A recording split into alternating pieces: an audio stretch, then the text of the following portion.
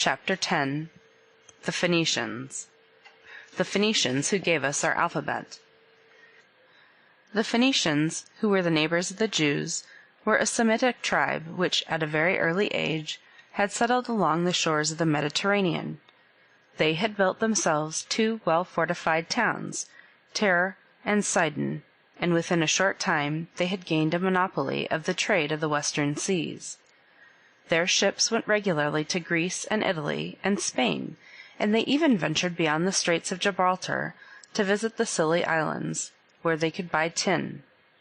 Wherever they went, they built themselves small trading stations, which they called colonies. Many of these were the origin of modern cities, such as Cadiz and Marseille.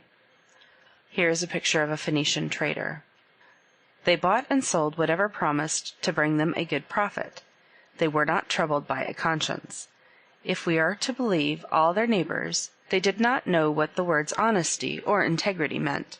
They regarded a well-filled treasure chest the highest ideal of all good citizens. Indeed, they were very unpleasant people, and did not have a single friend. Nevertheless, they have rendered all coming generations one service of the greatest possible value. They gave us our alphabet. The Phoenicians had been familiar with the art of writing, invented by the Sumerians, but they regarded these pothooks as a clumsy waste of time. They were practical businessmen, and could not spend hours engraving 2 or 3 letters. They set to work and invented a new system of writing, which was greatly superior to the old one. They borrowed a few pictures from the Egyptians, and they simplified a number of the wedge-shaped figures of the Sumerians.